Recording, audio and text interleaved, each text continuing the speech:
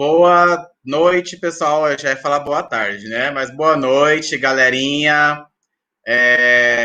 Que bom que tem bastante gente aqui participando com a gente nesse domingo. Antes de começar, eu queria desejar Feliz Dia dos Pais para todos os pais que estão aqui participando com a gente, para o nosso palestrante, que é pai também, né? Então, Feliz Dia dos Pais para o Hernandes e para todos que estão aí. E, é claro, o melhor pai do mundo, que é meu pai, né, gente? Não, a gente tem que, né? Então, um abraço e um beijo para o meu pai, que eu não pude estar com ele hoje por conta dessa pandemia, mas ele sabe que é o melhor pai do mundo para mim. Estou muito contente hoje pelo nosso tema, pelo nosso palestrante, professor Hernandes, meu colega de departamento e meu professor no doutorado também, né, vinculado ao nosso programa de Ciências Ambientais.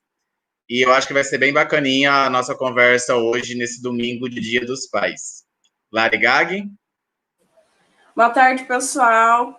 Feliz Dia dos Pais para todos os pais presentes aí. E feliz Dia dos Pais para o meu pai também, que está lá no meu país, Rondônia, né? Que eu também não consegui ir para lá por causa da pandemia.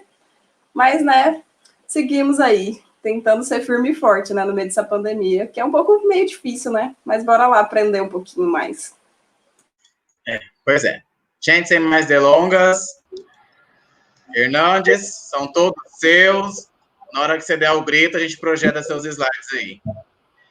É isso aí, gurizada. Estamos aí, todo mundo junto aí nesse Dia dos Pais aí. Sejam todos bem-vindos aí, tá? Feliz Dia dos Pais para todo mundo aí, em especial, claro, né? Para mim, que sou pai, né? De duas crianças maravilhosas e, claro, para o meu papai, meu paizão aí, 85 anos, um velho forte pra caramba. Velho pra caramba, mas forte também. É isso aí, gurizada. Estamos aí, né? Estamos junto aí. Vamos fazer um bem bolado aí, né? Na biogeoquímica, falar um pouquinho de transformações ecossistêmicas, vamos cavar em águas rasas, né? Se você quiser colocar a apresentação aí, posso colocar aqui, isso, belezinha. Agora é só eu apertar o F5 aqui que o trem some e funciona para todo mundo, certinho?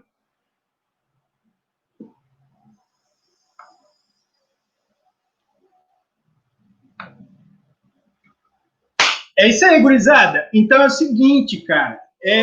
Eu venho cavando em águas rasas já há um tempo, né? Desde 2004, quando eu fiz biologia aqui na Unemate, né? Eu venho sempre aí trabalhando com ambientes aquáticos, sempre com peixe, com macroinvertebrados, com plantas, com aguapé e tudo mais.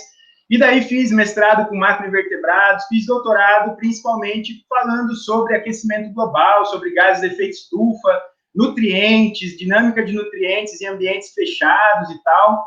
E aí agora eu venho apresentar para vocês uma nova tendência que a gente está tendo agora, né, que é estudar essa dinâmica dos nutrientes e gases de efeito estufa em pisciculturas.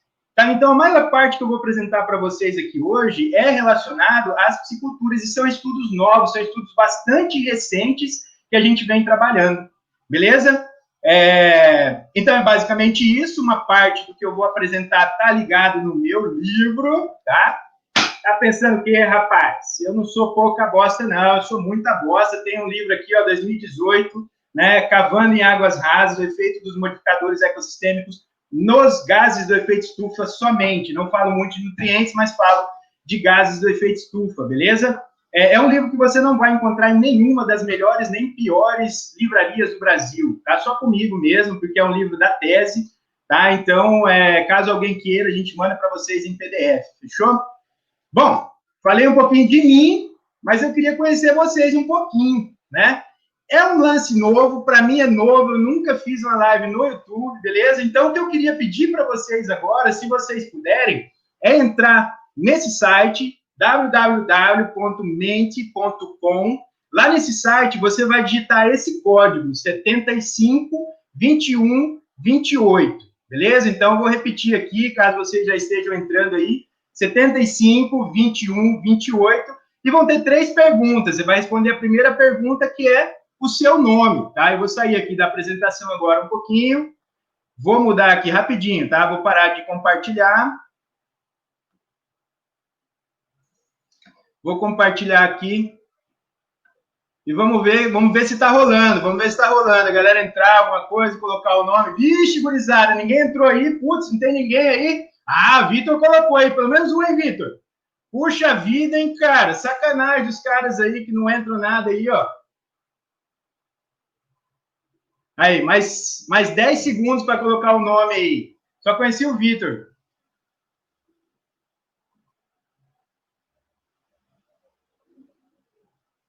Opa, Andréa Kiel, seja bem-vinda, Andréa. Eu não sei se você me conhece, mas eu conheço você. Aline, beleza, que Aline que é? Será que é Aline Costa Gonçalves? Larissa, seja bem-vinda. Cleves de Ponta, né? É isso aí, gurizada, beleza, valeu aí por compartilhar esse momento aí. Graciele, Ingrid, oi Ingrid, e aí, beleza? Lindalva. É isso aí, gurizada, beleza, brigadão aí pelas, aí tem mais aí, Elaine de Oliveira, Áurea Paloma, Monique Assunção, e aí, Monique, beleza? Tudo bem? Já vou ver seus dados já. Tá? É só acabando a live aí, mentira, amanhã, tá? Beleza, gurizada. Tiago Ferreira, se você não tivesse aqui, né, Tiago? Era sacanagem, né? Mas é isso aí, gurizão. Obrigado por estar aí, viu? Valeu. Vou passar aqui uma outra pergunta aqui. Aí agora você já tem outra pergunta. Ah, tá. De onde você é, já responderam aí, né? Maioria de Cáceres, né? Tem de dentro do Mato Grosso e até de fora do planeta aí. Beleza. Seja bem-vindo esse alien aí. Fechou. E aqui o que você faz, né? Aí nós temos a maioria aqui são estudantes de graduação, tem alguns estudantes de pós-graduação, mestrado, doutorado. Opa, tem mais pós-doutorado, mestrado, doutorado agora. Profissionais da área de biologia. E teve uma ou duas pessoas aí que escorregou e entrou em mais uma live, né? Porque o lance tá nervoso, né, gurizada? Tem live toda hora, né? Tem live até no dia dos pais, né, gurizada? É isso aí, pô. Tô pensando aqui, né? Agora o lance é aprender mesmo, É isso aí. Beleza, gurizada. Brigadão aí por ter colocado aí entrado aí, feito esse momento aí para a gente se conhecer. Muito obrigado mesmo pela atividade de vocês aí, fechou? Vou tentar voltar aqui e compartilhar os nossos slides da apresentação.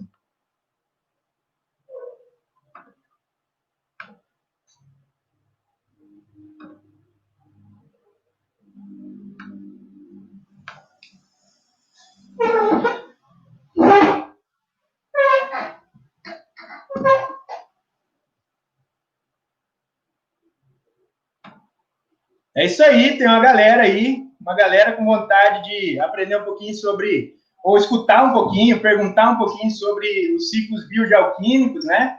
E é mais ou menos isso que a gente vai falar hoje. A gente vai falar um pouquinho sobre a transformação ecossistêmica, os modificadores ecossistêmicos, que tipo de transformação você tem, que tipo de modificador pode agir ali. Eu vou falar principalmente dos peixes, tá? Hoje, e também um pouquinho dos macroinvertebrados. A gente vai falar um pouquinho sobre a implementação das pisciculturas, né, as suas potencialidades, desafios, efeitos no ecossistema, né? A gente vai falar sobre a dinâmica dos nutrientes, que é o título da palestra, a dinâmica dos gases de efeito estufa, que foi basicamente a minha tese. Vamos falar sobre o efeito das espécies invasoras, né? Alguma coisa, mas bem pouco essa parte de espécies invasoras. E eu vou terminar fazendo um resuminho daquilo que a gente está fazendo e aquilo que a gente quer fazer, né? Tentando convidar vocês aí para mexer um pouquinho sobre biogeoquímica, porque é complicado, né, gurizada? O lance de biogeoquímica não é fácil, né? Quando a gente vai falar de biologia já não é fácil, quando você mistura com a geologia e geografia, né? E ainda mistura com a química, tudo fica aí uma bola aí bem difícil, né? E tudo mais. Então não é uma coisa muito fácil a gente compreender, não é uma coisa muito nova também, né? É uma coisa muito nova também, então é mais ou menos isso que a gente vai falar hoje, tá? Bom, começa com esse slide aqui, todo mundo pergunta, pô, Hernandes, você que faz esses slides aí? Sim, sou eu que faço os slides, sou eu que faço isso aqui, e num programa bastante caro, que é o PowerPoint, tá? Faço isso aí, muita gente me cobra um curso, isso aí, um dia eu vou dar um curso disso aí, mas eu vou cobrar bastante, vou cobrar bem, né? Porque é tão fácil de fazer, né, que às vezes a gente tem preguiça, né, de dar continuidade aí no PowerPoint, mas é bem fácil fazer, beleza, Luizado? Uma hora dessa a gente se encontra no meio aí. Então, a natureza é muito bonita, principalmente quando a gente fala de ambiente tropical, né? O que tem no ambiente tropical que é diferente dos outros subtropicais ou dos temperados? É o clima, principalmente. Então, quando você tem um clima tropical, o que acontece é que você tem uma temperatura muito mais alta. Então, quando você tem a temperatura mais alta, você favorece a proliferação de vários tipos de organismos. Até mesmo a reprodução ela é mais rápida em ambiente tropical. Né? E aí, quando você mistura o ambiente tropical com água, aí o trem ferve, né? Porque aí você tem uma grande quantidade de água em um ambiente bastante quente. Então, isso acontece, acontecendo isso, você tem, então, uma abundância de organismos muito grande. Você tem uma riqueza também muito grande, mas a abundância é o principal fator desse tipo de ambiente. Só que o que acontece? Esse ambiente ele tem sido amplamente modificado. Né? A gente fala aí desde as cabeceiras até as partes da foz de um rio, por exemplo, das montanhas degradadas. Essa modificação é uma modificação que ocorre naturalmente. Quando você tem ali o vento, quando você tem a chuva, quando você tem essas intempéries agindo sobre o ecossistema. Então, muda naturalmente. Só que o que acontece é que nós temos um modificador ecossistêmico que acelera rapidamente, acelera esse tipo de transformação, que é o ser humano. Né? Então, o ser humano ele tenta manejar essa paisagem de uma forma de benefício próprio, é óbvio. Né? O ser humano vê ali um tipo de ambiente, ele fala, poxa, aqui eu poderia plantar, aqui eu poderia pescar, aqui eu poderia construir uma casa, aqui poderia construir uma represa e tudo mais. E daí o ser humano ele quer se beneficiar. Algumas vezes os benefícios são próprios para poucas pessoas de um grupo social. Quando a gente fala, por exemplo, de agricultores, né, que você tem aí pessoas que têm uma enormidade de terra, beneficia poucas pessoas com grande quantidade de terra, e você tem outros tipos de manejo ecossistêmico em que você vai valorizar outros grupos sociais, outros grupos de pessoas que são muito mais... Você tem mais pessoas com menos terra e manejando, utilizando esse meio ambiente de uma forma mais sustentável, vamos dizer assim, né? Esse manejo ecossistêmico que está acontecendo bastante agora, tem ocorrido bastante agora, é a construção, principalmente, de reservatórios para a piscicultura. A piscicultura não é nova, a piscicultura ela vem de milênios, certo? A piscicultura é uma atividade que as pessoas utilizam para represar água, colocar peixe e ali, então, saciar, matar a fome, né? Quando você fala em piscicultura, pensa bem na logística do lance, né? É o seguinte, imagina só você ter que colocar um barco, motor, gasolina, isopor, gelo, descer o rio vários quilômetros, você pegar o peixe lá numa determinada região, subir o rio de volta, vender esse peixe é bastante difícil. A gente fala da pesca artesanal. A piscicultura, ela traz esse pescado um pouco mais para frente, um pouco mais para próximo das pessoas que estão próximas da cidade, por exemplo, né? Então, ela também, a piscicultura, ela beneficia a população por um lado, só que, por outro lado, ela também causa concorrência nos pescadores artesanais. Esse não é o momento para a gente discutir essa questão do choque, né, entre a qualidade da pesca, da piscicultura, dos pescadores artesanais. Vai ter um outro momento para a gente fazer isso, beleza? O que eu quero fazer agora é focar principalmente na crescente que a gente tem aí da piscicultura. Então, olha só, quando você olha a FAO, esse aqui é um dado da FAO, né, quando a FAO faz aí uma dinâmica histórica dessa produção pesqueira, né, produção de aquacultura ou aquicultura, né, nós temos aqui em laranjadinho, né, nós temos aqui só a produção por captura de peixe, ou seja, quando a gente fala principalmente das pessoas que vão no rio de barco, com rede, com varas e tudo mais, e pescam, e aqui nós temos, desde 1950, em milhões de toneladas, ela meio que estagnou em mais ou menos 93 milhões de toneladas por ano, né, em 2015. E daí, quando a gente confronta isso com a produção da aquacultura, da aquicultura, nós temos que em 2015 chegou a quase 180 milhões de toneladas. Então, sim, um sistema que está crescendo muito no planeta. Tá? Esses dados são do planeta. Agora, quando você olha aqui, em uma região, na nossa região, no Brasil, né, a gente vê aqui que a agricultura, que a gente fala aí que é um dos setores que mais cresce na economia brasileira, né? Aqui nós temos em porcentagem, tá? O eixo Y é em porcentagem, aqui nós temos os tipos de produção. O peixe cultivado é aquele que mais cresce. Então, a gente vê que a aquicultura no Brasil também tem crescido enormemente. Esse peixe cultivado está principalmente ligado à produção da tilápia, né? Principalmente nas áreas mais costeiras do Brasil, ainda áreas rios e lagos, né? Águas frescas, né? Água doce, não levando em consideração o ambiente marinho, tá? Bom, mas se a gente fala de piscicultura, a gente tem que fazer uma pergunta básica. Mas qual é o principal componente para se implementar uma piscicultura? Dá uma pensadinha aí. É o peixe? É a terra? É claro, é óbvio, é a água, né? A gente precisa de água para a gente fazer uma piscicultura, beleza? A gente precisa de água. Aí, quando a gente vai falar, vamos falar um pouquinho sobre Pantanal e a questão da água aqui no Pantanal, né? Aqui nós temos um artigo que o grande professor Wilkinson, mais conhecido como Kiwizão, né? Está publicando agora na Acta Limnológica, junto comigo, o professor Claumir, a professora Carolina e a professora Solange. Nós fizemos uma análise aí sobre as massas d'água aqui da nossa região, e vendo se está aumentando, se está diminuindo, em que bulhufas anda a água aqui da região do Pantanal Norte, tá? Esse aqui é um mapa, do lado esquerdo aqui da tela de vocês, acredito que esteja no lado esquerdo. É um mapa mostrando em cinza claro, 2008, e em pretinho aqui, um cinza escuro, 2018. Então, você consegue ver uma redução drástica da massa d'água, isso no mesmo período, tá? Isso no mesmo período. Entre 2008 e 2018, nós perdemos 16% de massa d'água na nossa região do Pantanal Norte, tá? Isso ocasionado principalmente por essa linha de tendência aqui, que é o aumento no número de dias sem chuva, tá? Então, assim, na nossa região, nós estamos, sim, enfrentando ou começando a enfrentar uma escassez hídrica, tá bom? O que pode também afetar a implementação de pisciculturas, ou até mesmo o pescador profissional, o pescador amador, que está procurando ali o seu peixe no rio, tá bom? Esse artigo deve sair agora essa semana que vem, por aí.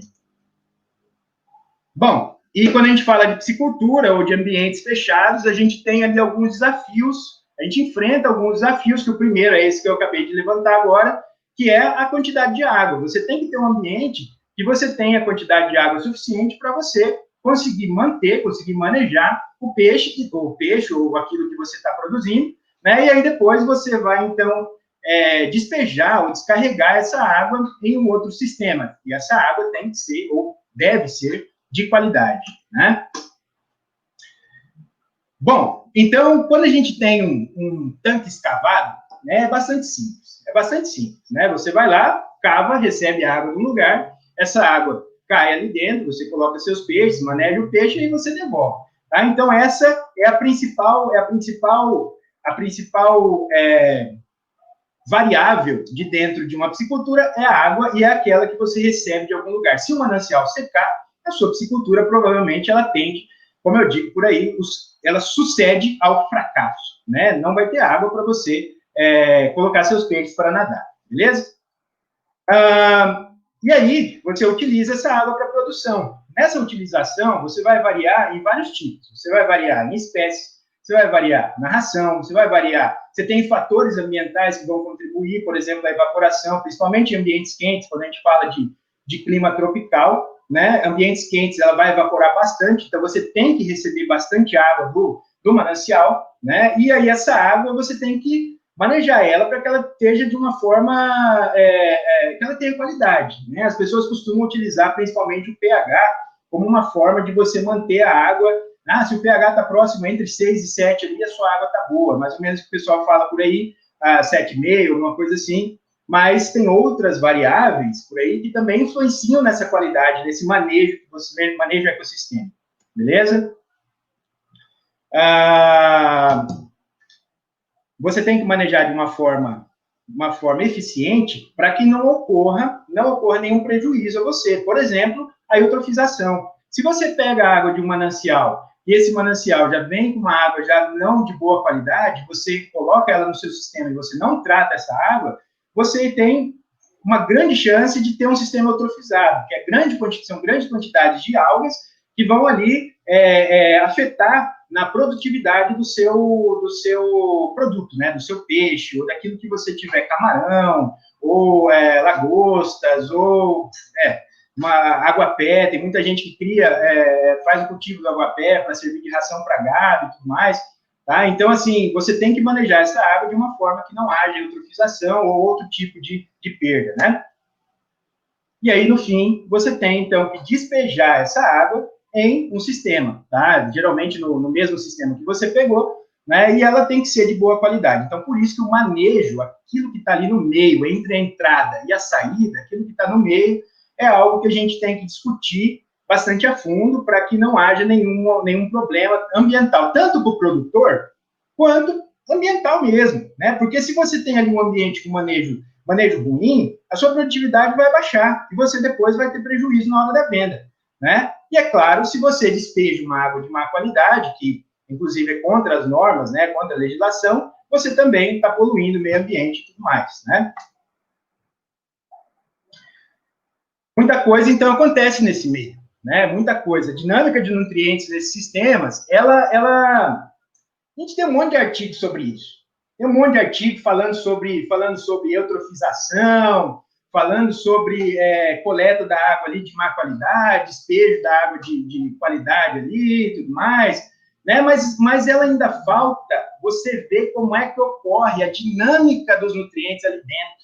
Você ir lá e coletar, viu que o oxigênio tá X, viu que o pH tá Y, a temperatura tá tal, beleza, minha piscicultura tá boa, minha piscicultura tá ruim.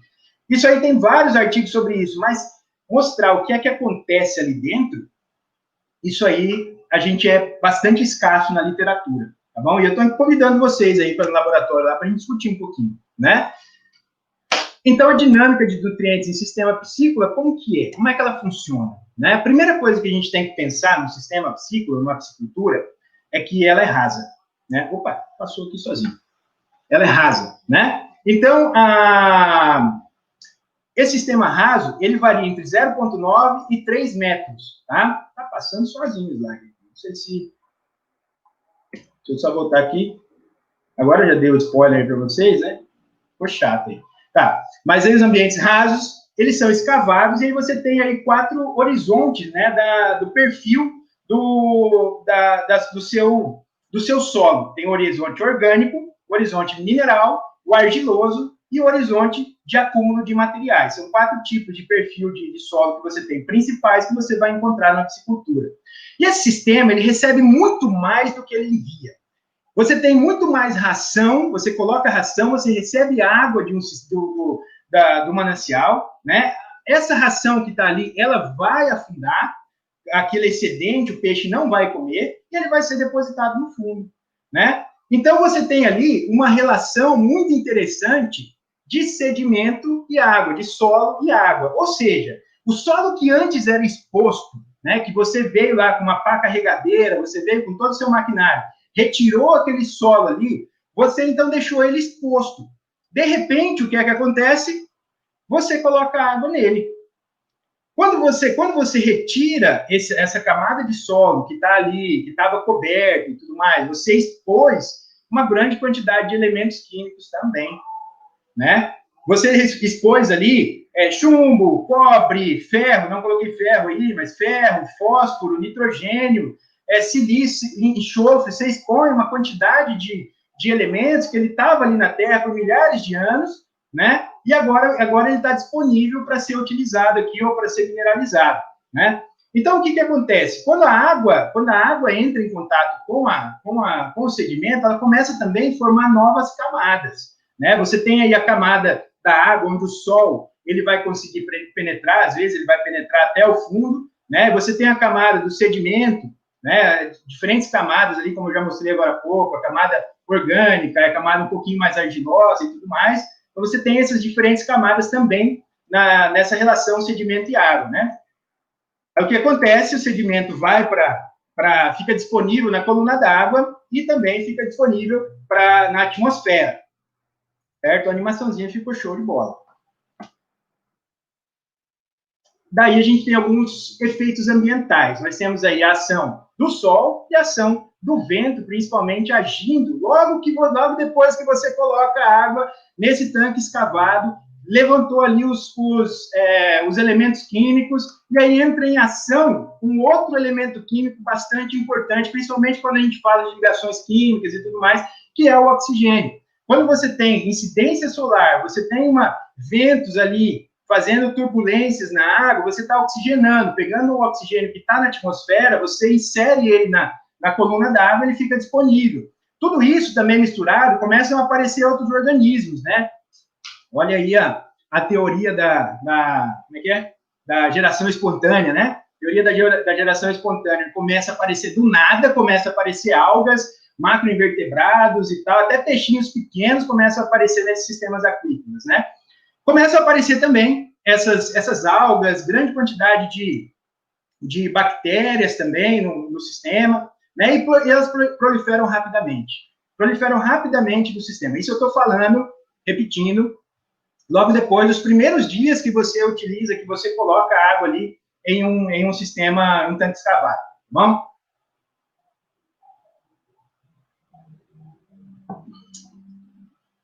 Bom, começa a aparecer ali as algas, as bactérias, né? E é aí, nesse momento, em que começa a bagunça. Aí é onde a bagunça começa a ficar feia, né? A gente tem, na camada dos sedimentos, na primeira camadinha do sedimento ali, a gente tem um grupo de bactérias que você conhece aí como as bactérias, como as arquibactérias. Na verdade, elas não são bactérias, são arquibactérias, né? São as bactérias extremófilas, são aquelas que conseguem sobreviver em ambientes extremos, como você vai encontrar esse tipo de bactéria dentro de vulcão, você vai dentro de geleiras, né? E vai encontrar também ambientes onde não tem oxigênio nenhum. Então, como eu falei para vocês, que quando você tem ali a água entra no sistema, vem o vento, o sol, com a incidência solar ali, você tem produção de algas ali que vão enriquecer a água com grande quantidade de oxigênio, vai também formar no topo do sedimento, vai formar uma películazinha pequenininha. Eu tenho certeza que você já viu isso. Se você não viu, o próximo dia, que quando acabar a pandemia, você for na beira do rio, você vai colocar o pé na água. Quando você colocar o pé na água, antes dele chegar lá no fundo, você pisar na parte mais dura do sedimento, você vai sentir uma gosminha, uma coisinha meio fofa ali.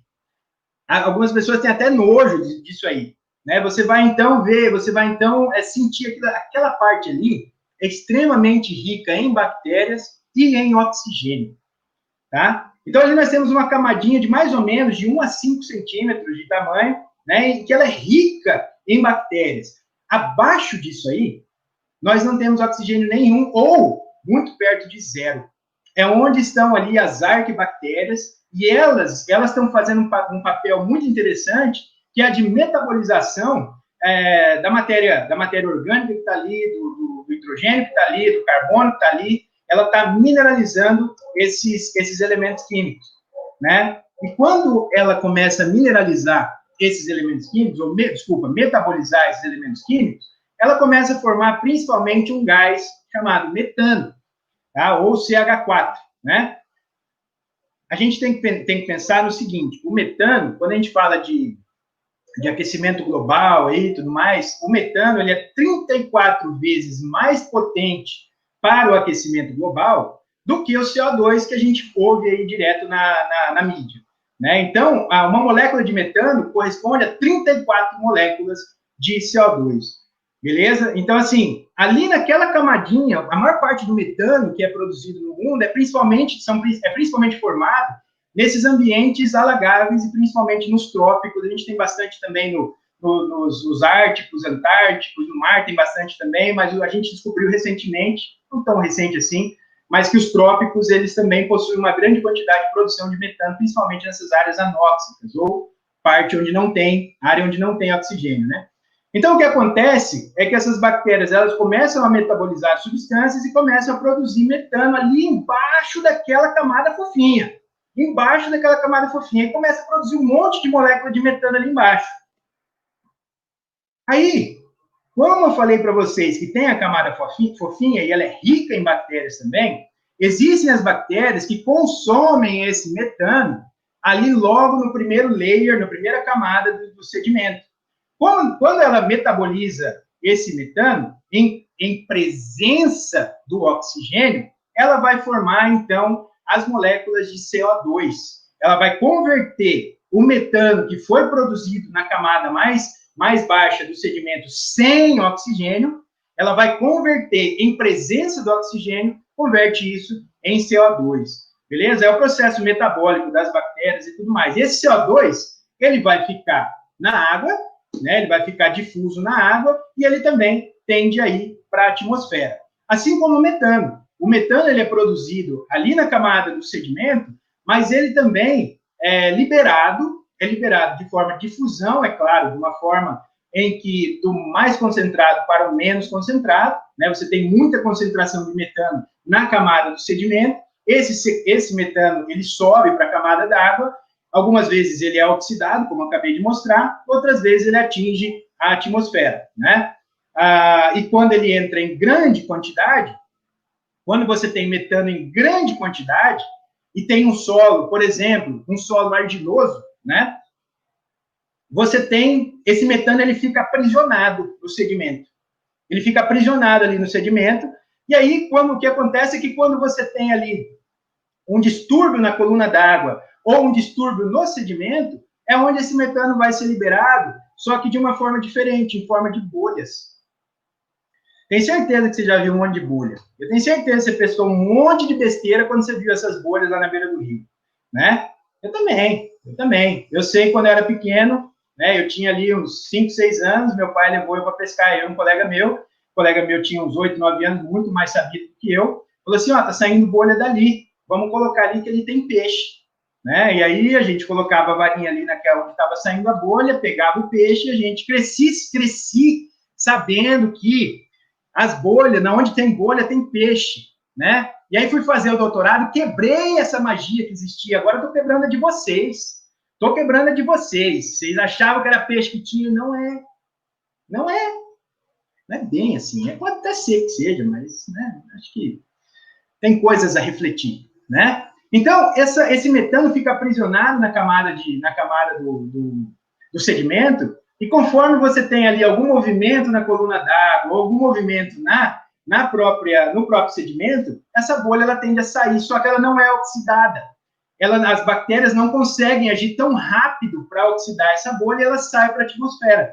E grande parte do metano que é produzido, como eu falei para vocês,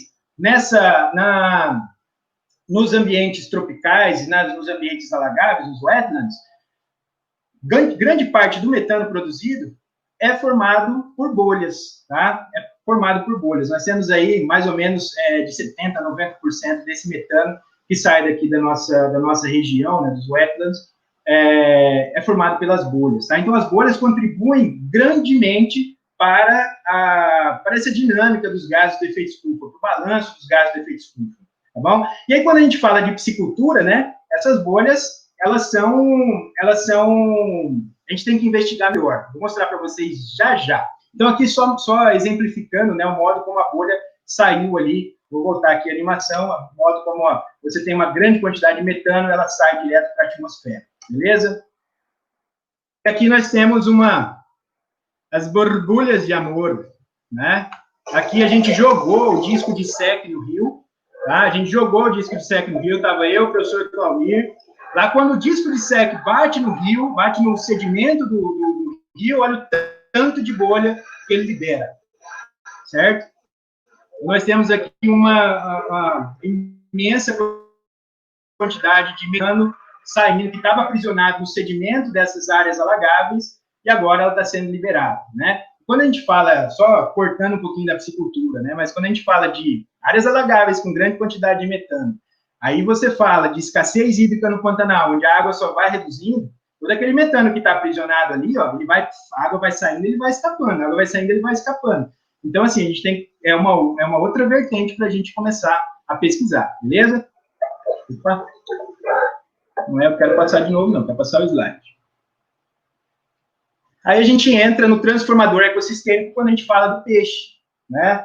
Esse processo ecológico aí da liberação dos gases de efeito estufa ali, da liberação de vários tipos de nutrientes que estão ali na camada do sedimento, ela é bastante acelerada quando você tem um agente ecossistêmico, um transformador ecossistêmico, né, que a gente chama, né? Por exemplo, aí, aqui nesse caso aqui, a gente está falando dos peixes bentívoros, né, ou peixe bentônico. Aqueles peixes que ficam lá na parte mais baixa, mais funda do rio, né, a parte onde tem menos oxigênio ali, entretanto, tem ainda bastante oxigênio quando a gente compara com o sedimento, que não tem nenhum, né? Então, esses peixes bentívoros, o que eles costumam fazer é fuçar o sedimento.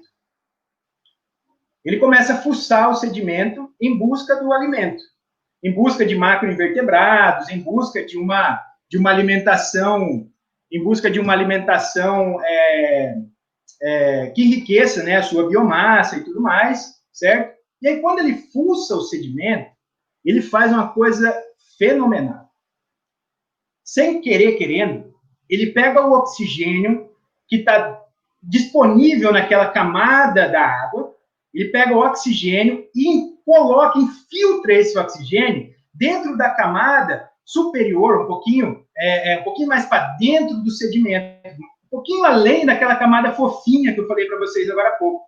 Ele começa a fuçar aquela camada fofinha, que é rica em bactérias e oxigênio, ele, sem querer, coloca o oxigênio na camada mais para o fundo. Aí o que é que acontece? Na camada mais do fundo, você tem metano. Na camada, quando você tem bastante quantidade de metano ali dentro, qual é a tendência dele? É sair e escapar para a atmosfera, só que o peixe faz o processo inverso.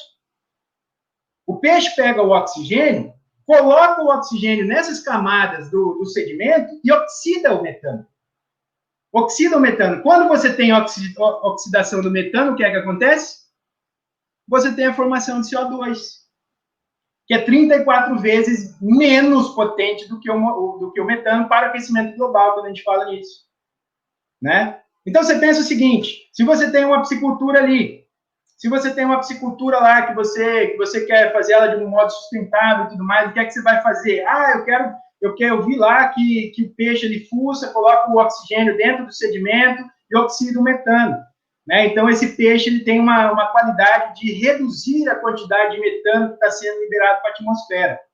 Ótimo, ótimo pensamento, e realmente é isso que acontece. Só que aí acontece um outro processo inverso. Putz, é tanto soque, né? E aí acontece um outro processo, que essa quantidade de CO2 que o peixe libera é muito grande.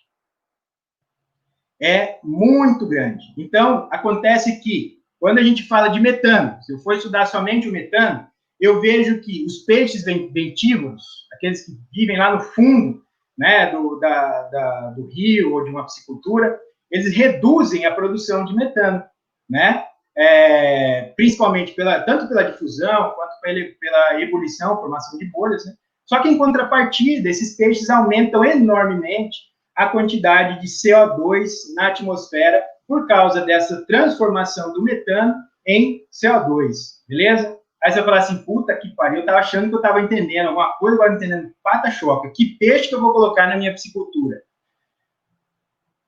Não é tão fácil essa resposta, só que a gente tem aí os tratamentos integrados, onde você tem, por exemplo, uma certa quantidade de peixe, né? E você tem ali uma quantidade de plantas também que vão segurar essas bolhas que estão saindo da atmosfera, né? Principalmente ali você vai ter o aguapé, você vai ter essas plantas que cobrem, né, a parte da água ali, né?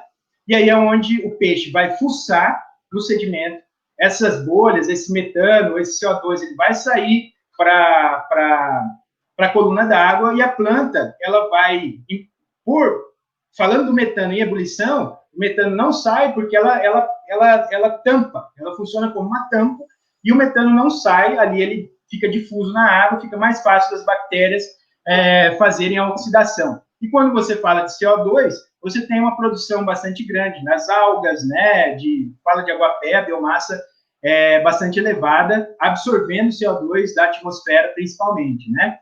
Então, o balanço, ele se dá principalmente quando a gente fala aí de de uma ação integrada entre peixe, planta e algo que ainda vamos identificar em futuros próximos, beleza? Bom, e o que a gente tem feito, esse aqui é um artigo que foi aceito há uns 15 dias atrás, deve estar sendo publicado semana que vem ou na outra, né? A gente tem aí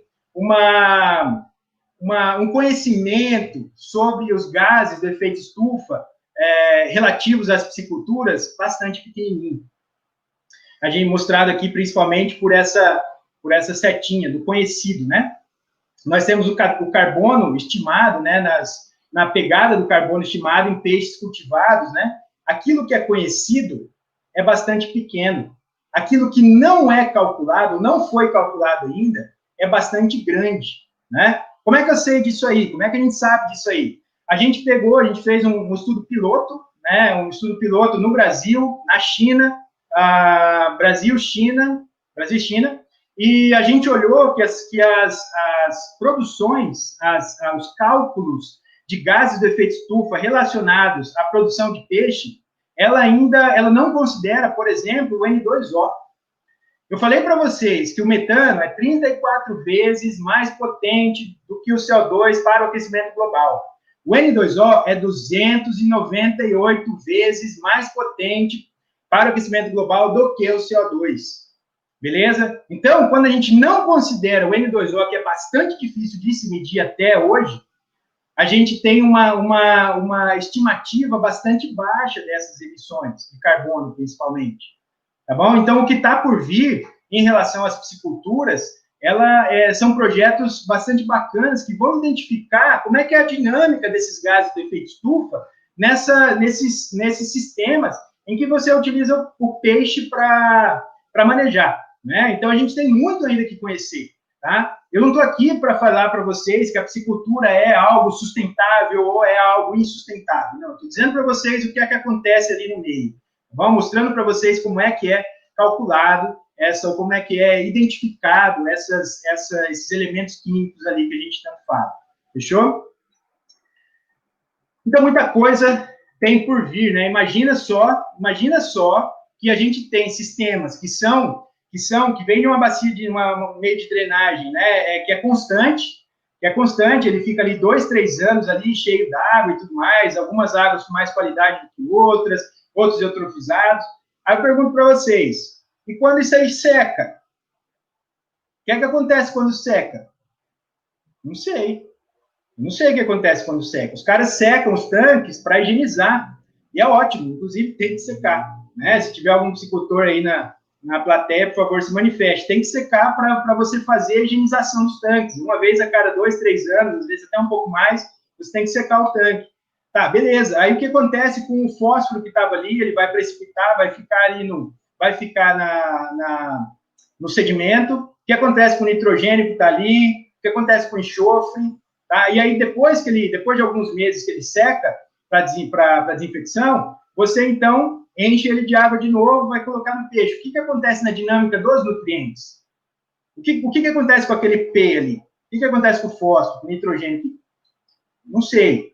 É isso que a Ana Paula, a Larissa, a Valéria, eles estão estudando para tentar entender a dinâmica desses nutrientes dentro dessas pisciculturas, né? Então, muita coisa ainda a gente vai ver nos próximos 4 anos, porque é o doutorado da Ana Paula, é o doutorado da Larissa e é o mestrado da Valéria. Muita coisa a gente vai ver nesses próximos anos aí, beleza? Relativo às pisciculturas.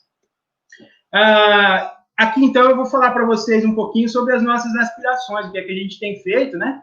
O que é que a gente tem feito, que é o que a gente... Já comecei a falar o que é que a gente vai fazer nos próximos anos, né? Esse aqui é um artigo muito bacana, um capítulo de livro que o Bruno Brum, como primeiro autor, né, publicou numa disciplina que a gente fez aí no Ciências Ambientais, né, procurando identificar o tipo de sedimento, aqui os aspectos sedimentológicos do Rio Paraguai, num trecho do Rio Paraguai.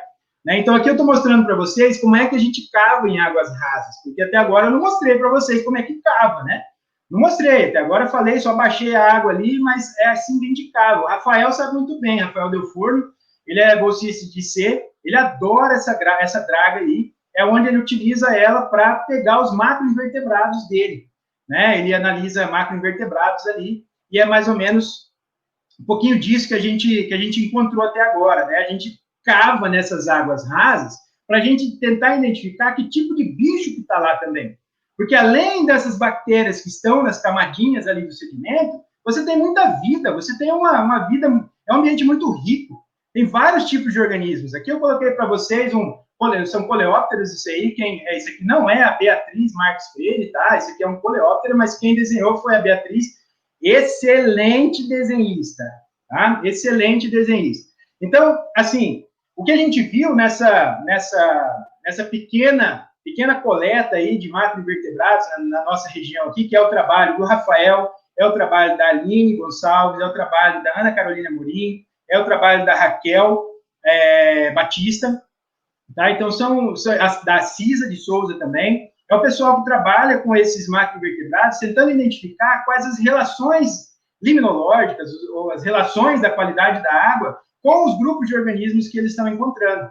Então, aqui no eixo Y, a gente vê a porcentagem de coleóptera dentro de uma amostra, e aqui no eixo X, a gente tem aqui a quantidade de oxigênio, a concentração do oxigênio dissolvido na água, né? A gente vê que quanto maior é a quantidade, ou a concentração de oxigênio, mais coleópteras você vai ter dentro de uma água, né? Dentro de um recurso hídrico, né? Então, você pensa o seguinte: quanto mais oxigênio, mais coleóptera, né? Isso significa que, em águas paradas, em águas represadas, que é o caso de uma piscicultura, por exemplo, em águas represadas, o oxigênio ele tende a diminuir. Por quê? Porque não tem entrada. Você não tem um fluxo de água ali constante, fazendo bolhas, ou então com grande quantidade de vento, que vai oxigenar essa coluna d'água. Tá? Então, esses organismos, eles não gostam de ambiente com baixa quantidade de oxigênio. Tá bom? É o caso do coleóptera. E aí, baseado nas famílias do coleóptera, você consegue identificar que tipo de ambiente, que tipo de qualidade tem sua água. Beleza? É aí mais ou menos isso que essas pessoas têm feito agora, né? Que elas vão continuar fazendo. Vai sair um manual super top, né? Com essas espécies, desculpa, com as famílias dos macroinvertebrados, logo, mostrando as relações dos macroinvertebrados com a qualidade da água, tá bom? E aqui a gente vê aqui nesse gráfico ao lado, nós temos também no eixo Y a porcentagem de coleóptera, no eixo X a temperatura. Quanto maior é a temperatura, menor é a quantidade de coleópteras. O que significa que em águas represadas, onde a temperatura é maior, esses bichos não conseguem sobreviver. E a gente consegue, então, colocar isso no índice. E, por exemplo, aqui, eu tenho bem rápido aqui, só para acabar, nós temos um índice aqui do porcentagem de efemeróptera, plecóptera e tricóptera, ou mais conhecido como EPT. Aí a gente tem que maior quantidade de pH, você tem menor quantidade de EPT. Isso acontece principalmente em ambientes onde você tem uma grande quantidade de poluição. O ambiente está poluído, o pH tende a ser maior, algumas vezes tende a ser menor, né? Mas ele não está ali neutro, certo? E aí você reduz a vida, reduz a qualidade da vida naquele ambiente, beleza? Então, é mais ou menos isso que a gente tem feito aí nas nossas andanças, né? Falamos aqui principalmente sobre a dinâmica dos nutrientes e a dinâmica dos gases do efeito estufa nas pisciculturas, né? E o que está por vir ali em relação à piscicultura. Falei um pouquinho sobre como é que a gente cava em águas rasas, ali mostrando o que é que a gente tem feito dentro do laboratório IPAM, coordenado pelo professor Claumir, né? E aí eu deixo para vocês uma pequena poesia, né? Eu cavo, tu cavas, ele cava, nós cavamos. Não é romântico, mas é profundo, certo? E aí, estou chamando vocês aqui para a gente cavar em águas rasas. Na Amazônia, Guaporé River, with Danúbio. Hey, é Joe. A gente estava coletando ali na Amazônia, né? Esse aí é o Danúbio, e esse aí é o Joe, que acompanhava a gente ali também nas nossas coletas, beleza? E esse aí sou eu durante o doutorado, né? Prometi na graduação que nunca mais ia ficar debaixo da macrófita e fui ficar debaixo da macrófita no doutorado, né? E é isso aí, agora eu vou tentar coletar um pouquinho de sedimento ali na Amazônia, né? E aí é um momento bem legal mesmo. Água fresquinha, quase não tem jacaré por perto, não tem piranha, não tem peixe elétrico. Ou, inclusive, eu estou com um soldado aí, porque do outro lado é a Bolívia, a gente tem que ficar ali sendo monitorado.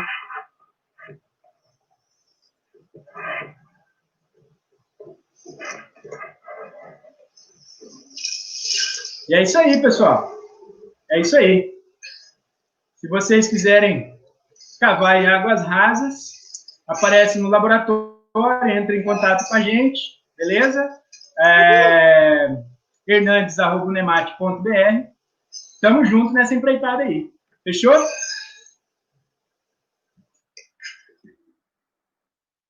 Gratíssimo pela atenção nesse domingo, Dia dos Pais aí. Valeu, galera. Vitor, Larissa.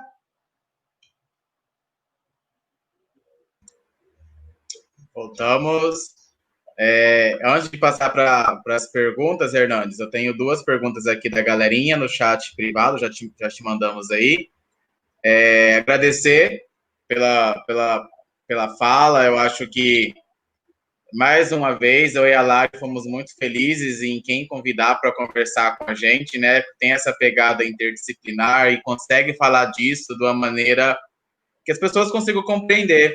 Eu e a Lara conversa muito, acho que mais do que fazer a nossa pesquisa é saber traduzir ela para as pessoas que nos financiam, né? A gente está na universidade pública e eu acho que você fez isso de forma muito bacana. E aí, antes de passar para essas 2 perguntas, eu tenho uma pergunta, né? É uma pergunta que desde o outro curso a galera vem conversando muito, né? A gente fala muito aqui de pesquisa, ciência, e aí eu queria te perguntar, em termos de pesquisa, por exemplo, quais são as perspectivas para essa temática em termos de pesquisa, ou no próprio BPGCA, o que você acha que é, por exemplo, que além do que o pessoal já está pesquisando, mas o que pode ser mais de potencial para termos de pesquisa, até quem sabe incentivar essa galerinha que está aqui com a gente a fazer um seletivo no nosso programa, a te escolher como orientador, o Claumir e toda a galera do Lipan.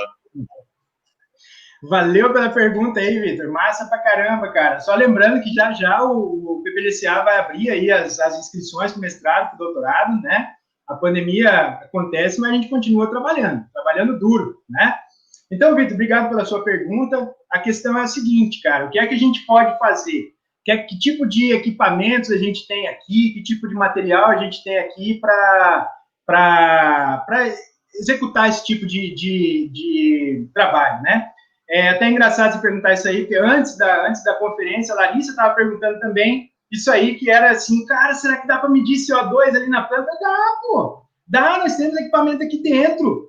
Tá, mas que tipo de equipamento? Uai, a gente que fez, né? A gente vai lá, usamos baldes, pegamos sensores de CO2, aqueles de escritório e tudo mais, transformamos eles em câmaras escuras, e agora a gente está utilizando para a gente, é um projeto que eu não apresentei aqui, a gente está utilizando para identificar a quantidade de gás carbônico, né, de CO2 principalmente, proveniente de águas de riacho, né? Então, a gente coloca a câmerazinha lá num ponto do riacho, deixa ela descendo lá, torce para ela não virar, e aí a gente pega embaixo, a gente consegue calcular a quantidade de CO2 que está saindo dessas águas de riacho.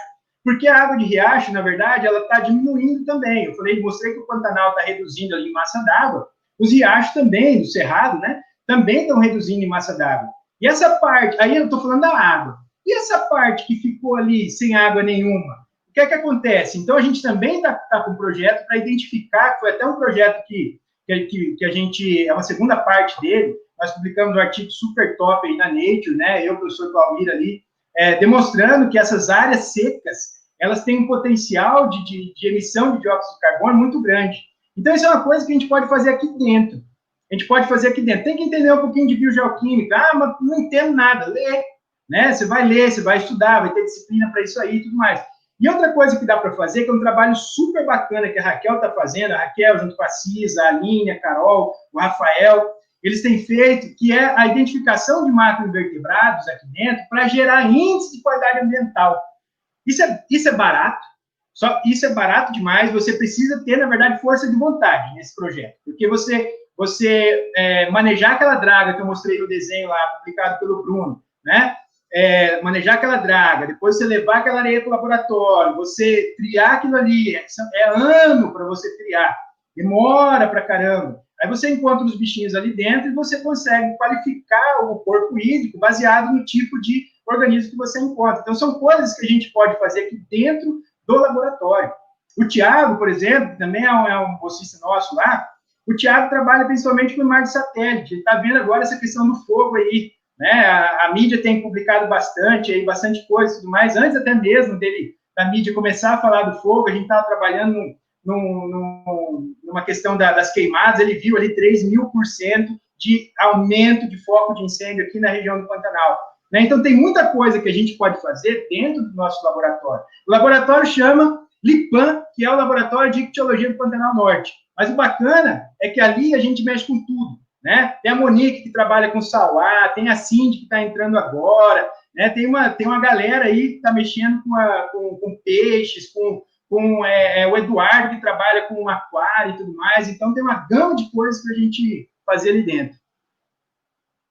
Beleza?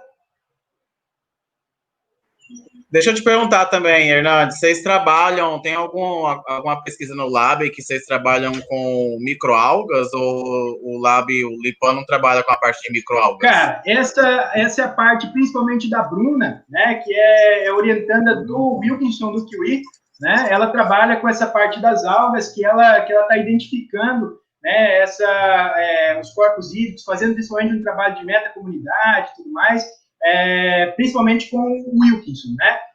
Mas a gente trabalha assim, a gente tem o microscópio lá, a gente está... Porque, assim, o LIPAN é um laboratório dentro da Unemate, então a gente tem vários instrumentos que são de vários laboratórios que integram, certo? Então a gente consegue utilizar o laboratório de zoologia, né? A gente consegue utilizar laboratórios de massozoologia, o laboratório da professora Maria Antônia ali de plantas, que ajuda a gente pra caramba na identificação das plantas, entendeu? Muito grato à professora Maria Antônia por isso, porque a gente chega com flor, que a gente acha que é flor, que está dentro do estômago do peixe, toda dilacerada, chega lá a professora Maria Antônia, professora, e aí, o que é isso?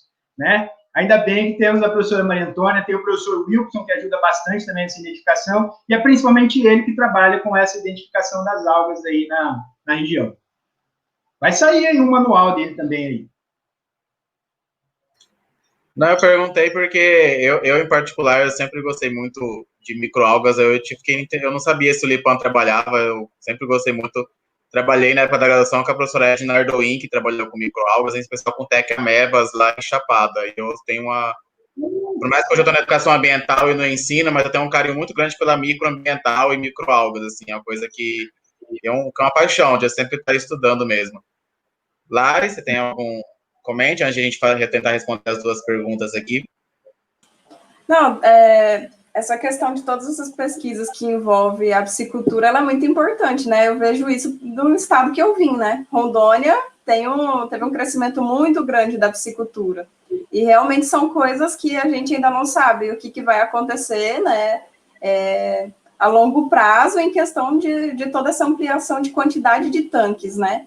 Então, a partir do momento que você também tem uma atividade que gera muita renda, você também tem que pesquisar a parte ambiental para saber as consequências, né? E realmente, né, como foi apresentado, a gente ainda não sabe o que pode estar acontecendo, é um processo aí de pesquisa. E, novamente, a gente fala de novo que a ciência que está ajudando nesses processos, né? Nesses empreendimentos e etc. Larissa, a questão é a seguinte, cara, a Ásia, a África, eles têm um conhecimento muito grande nessa questão da piscicultura. Eles já trabalham a piscicultura há muito tempo, eles têm diversas espécies cultivadas, eles cultivam um monte de coisa, cara, que a gente não faz ideia. Eles cultivam aguapé, eles cultivam flor para vender, entendeu? Coisa que a gente no Brasil ainda é incipiente em relação a isso. Tá bom? Tem alguns cantinhos ali, mas ainda é pouco. O que a gente pensa quando a gente fala de aquicultura, a gente lembra principalmente do peixe, né? Que é a piscicultura ali, né? Mas aí você tem inúmeras outras coisas que você pode utilizar na aquicultura, do sistema aquícola, né, para ganhar dinheiro, né, para beneficiar, para manejar o ecossistema e tudo mais, né? E o governo federal, ele tinha um incentivo, agora, inclusive, até me falhou, hoje eu procurei, não achei, mas ele tinha um incentivo para piscicultores, né? Se você quisesse uma piscicultura, era mais fácil você conseguir. Hoje em dia, com as leis ambientais, está tudo meio que embolado por aí, né? Eu não sei que situação anda caso você queira ter uma piscicultura, mas Rondônia é um estado com um potencial muito grande, né? Tem bastante água, tem bastante terra, porque muita coisa foi desmatada lá, então você já consegue manejar o ecossistema ali de uma forma um pouquinho mais saudável, né? Principalmente quando a gente fala de piscicultura, tá? Mas muita coisa, como você disse, muita coisa a gente não sabe, né? Muita coisa está por vir. A A China, ela publica muita coisa sobre gases de efeito estufa e pisciculturas, só que os artigos são dúbios. Tem artigo que produzem muito arroz com carpa, né? Você faz a produção de arroz, joga um monte de carpa lá dentro, você faz o sistema integrado, as fezes da carpa, os nutrientes do arroz, tudo uma coisa que ele fica meio que autossustentável, né? É legal pra caramba isso aí, mas é bastante duvidoso ainda os resultados. Muitos resultados trazem que é uma bomba de gases de efeito estufa, outros resultados falam que não, que ele reduz a quantidade de efeito estufa. Isso depende do sistema, depende da criação e tudo mais, tá? Muita coisa está por vir. Fernandes, tem aqui a pergunta da Gisele e da Ingrid. Eu já vou até ler nas duas aí se você quiser, né? Uhum. A Gisele pergunta sobre a questão de doenças que podem causar no ambiente, pessoas, animais, em questão da contaminação por mercúrio. Se você quiser comentar um pouquinho, eu sei que a Áurea, né, trabalha bastante com isso, sim, né, professora Áurea? Sim. E a Ingrid pergunta do acompanhamento dos tanques e dos rios, né, quando você falou lá dos tanques, quanto tempo, mais ou menos, de acompanhamento para chegar a alguma conclusão, ou conclusões mais precisas. Beleza. Então, essa questão do mercúrio, é principalmente a professora Áurea que trabalha, né, o professor Wilson, né, também trabalha com os metais pesados, o mercúrio, né, no caso, e a Larissa está entrando agora no doutorado para trabalhar justamente com pisciculturas e o mercúrio. E aí, Gisele, é o seguinte, existe sim, né, contaminação humana, né, por causa de mercúrio no sistema. A questão é que o mercúrio dentro de pisciculturas é uma coisa, assim, bastante nova que a gente vai começar a investigar agora, tanto que a Larissa está com um projeto de doutorado para investigar as contaminações do mercúrio dentro de sistemas piscícolas, né? Então, assim, eu não tenho um resultado para te passar agora, porque ela acabou de entrar, nós temos aí um mês de doutorado dela, né?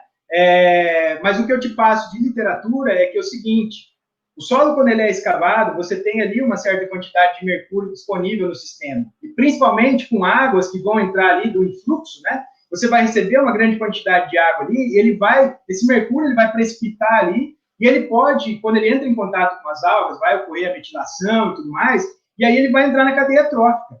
Quando ele entra na cadeia trófica, é que é o danado, entendeu? Ele entrou na cadeia trófica e o peixe vai se alimentar dele, ou pelo menos vai passar para as guelras, né, pela filtração, e aí depois ele vai ser incorporado na carne, né? E aí, incorporando na carne, a gente se alimenta dele, e aí o mercúrio passa a cadeia para o ser humano.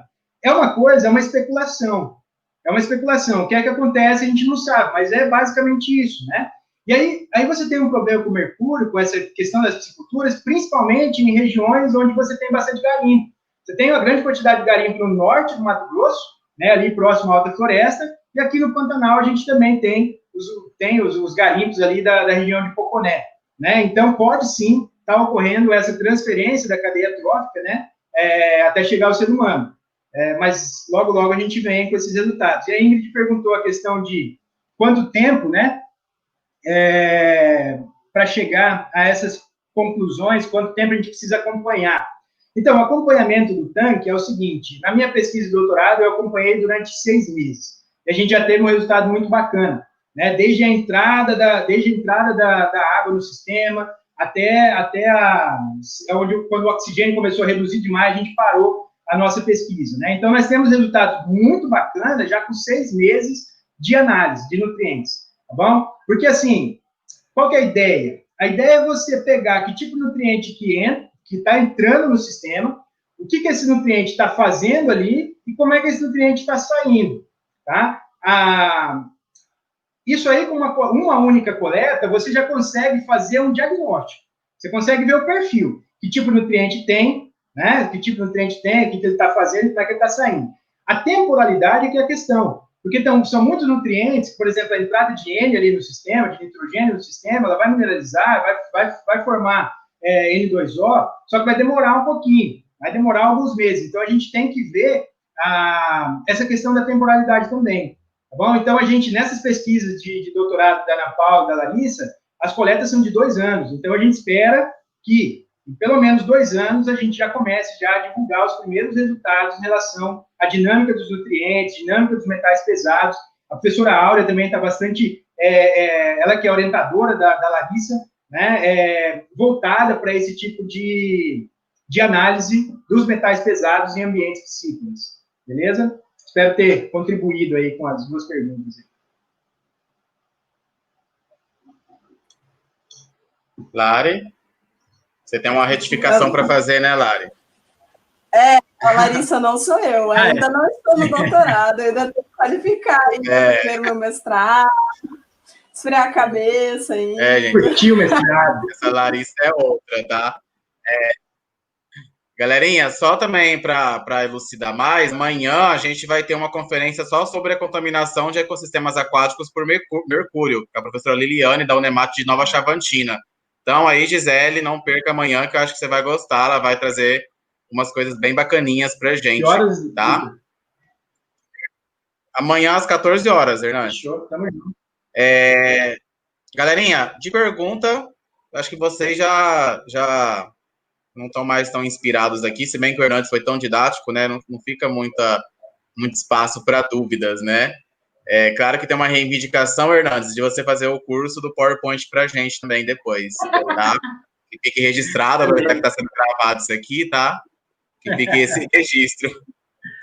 Hernandes, de pergunta aqui... Eu falei que vou cobrar, ainda bem que tá gravado. Mas tem que ser baratinho, para quem é estudante tem que ter desconto. Hernandes, de pergunta eu não tenho mais, eu tenho bastante comentário bacana, que depois você dá uma olhada quando o vídeo ficar no YouTube. Eu acho que tem muito comentário bem legal. Aquela primeira pergunta eu te fiz porque a gente sempre fala da pós e de o pessoal procurar essa formação, né, independente da área que seja, por mais que um evento desse é um evento de formação continuada, e aí aproveitar que está aqui agora um professor, né, do programa também, né, que a gente sempre fala do nosso programa, a gente tem que vender nosso peixe, né, obviamente. E aí, por isso que eu aproveitei e fiz aquela pergunta, porque sempre a galera me manda e-mail depois das conferências, professor, me ajuda no mestrado, me ajuda, não sei o quê. Aí eu fiquei, coitado do Vitor, gente. O Vitor mal tá aqui no doutorado, se matando aqui, ficando doido, mas eu ajudo, né? Só que eu acho que mais do que ajudar é alguém, um professor que tá lá, que pode dizer, assim, as perspectivas, né? Assim, as principais tendências de pesquisa na sua área, né? Eu tô em outra linha de pesquisa que às vezes eu não consigo... É igual quando foi a fala do Claumir, o pessoal perguntou do Prof. Iago. Eu falei, nossa, que perfeito, que está aqui o coordenador do programa, né? E pode dizer quais são as linhas que se encaixam para a galerinha que quiser tentar. E aí, Hernandes, se você quiser fazer as suas considerações finais, essa galera que está aqui nos assistindo, nos ouvindo hoje, nesse domingão, tomando uma cervejinha gelada em casa. Ô, rapaz, quero ver não, né? Quero ver não, Horizonte. Acordei aqui que eles agora vou ter, né? Gurizada, é o seguinte, muito obrigado aí pelo convite, né, desse curso muito bonito que vocês têm feito. Eu participei do anterior, né, desse agora por motivo de tempo. Eu assisti já algumas palestras, mas não todas, né. Então, parabéns a vocês dois aí, porque são alunos do PPGCA, são alunos dos Ciências Ambientais aqui do Unemat, né, a Larissa de mestrado, o Vitor de doutorado, né, imbuídos aí nessa popularização da ciência, porque o que vocês têm feito é basicamente isso, trazer pesquisadores de várias áreas, trazer temas mais variados possíveis, né, e trazer isso para a galera de todo o país, né, porque tem palestra que eu assisto aí, tem gente de Tocantins, teve outro dia do cara do Maranhão e tudo mais, então, assim, é o Brasil inteiro assistindo ao curso que vocês estão dando, vocês estão de parabéns, tá, eu agradeço imensamente por vocês terem me convidado, tá? Só reforçando, o edital do PPGCA está aí. Somos em 24 professores dentro do PPGCA, tá bom? Você pode escolher as linhas, entrar no site do PPGCA para dar uma olhada lá, tem o currículo de cada professor, tem o e-mail de cada professor. Não se acanhe em mandar e-mail, perguntar como é, o que funciona e tudo mais. Se você quer alguma pergunta em relação a como funciona o programa, pode mandar para mim mesmo, que eu tento responder para vocês. Beleza? Então, assim, e estou falando do PPGCA para mestrado e doutorado, mas nós também temos agora, inclusive, um edital de bolsa científica aberto, né, para inovação tecnológica e para iniciação científica, né? Então, vale a pena a gente entrar desde a graduação, começar a seguir uma área em que a gente pode ter depois, dar continuidade no mestrado, no doutorado, né? No meu caso foi diferente, minhas áreas elas foram um pouquinho diferentes uma da outra, no final eu consigo juntar tudo, então foi muito bacana isso aí, né? Tem gente que é da área da educação no começo, depois parte para ecologia, depois para biogeoquímica, assim vai. Mas é legal quando você começa já na iniciação científica ou na inovação tecnológica lá na graduação. Então, a galera da graduação que tá ouvindo aí, entra em contato com seus futuros professores, orientadores aí, que as bolsas estão abertas até dia 12, né? Quem sabe mandar aí um projeto e tudo mais, é bacana, tá? E não se esqueça do mestrado e doutorado. Tamo junto, gurizada. Muito obrigado por tudo aí. Lari? Eu quero agradecer ao Hernandes por ter aceitado palestrar. O Hernandes também é um cara camarada, assim, tudo que você jogar para ele, ele ajuda. Esse tempo atrás a gente ficou acho que uns 2 meses lá no laboratório tentando rodar umas análises lá para a ANTA lá, super paciente comigo, super me ensinou lá um monte de coisa que eu não sabia. Então, assim, são momentos que eu realmente sou bem grata e são momentos que eu realmente vou levar junto comigo, né? Meu crescimento mesmo profissional e pessoal mesmo. Realmente fico muito grata por ter topado participar. Ótimo, tamo junto. Eu queria agradecer imensamente ao Hernandes. Mais uma vez, fico muito feliz das escolhas que eu e a Lari fizemos para esse evento. Assim, uma galera que sabe conversar, que sabe ser interdisciplinar, que sabe dialogar com pessoas que não são da área, né? E você vê isso pelos comentários, como que as pessoas aqui estão compreenderam o que o Hernandes falou, né? Desconstruiu algumas coisas que às vezes as pessoas carregavam ao longo da sua vida e você traz algo muito bacana. E é isso, né? É desconstruir, construir conhecimento, divulgar a ciência, seja ela as ciências da natureza, as ciências humanas, as exatas, a saúde. Eu acho que esse que é o trabalho.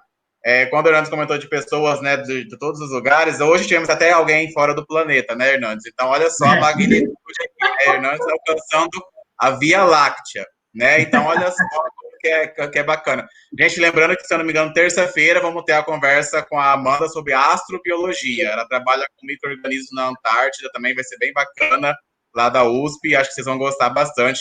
Se a do Hernandes hoje teve extraterrestre, a dela, então, vai ter uma galera mais de fora do planeta.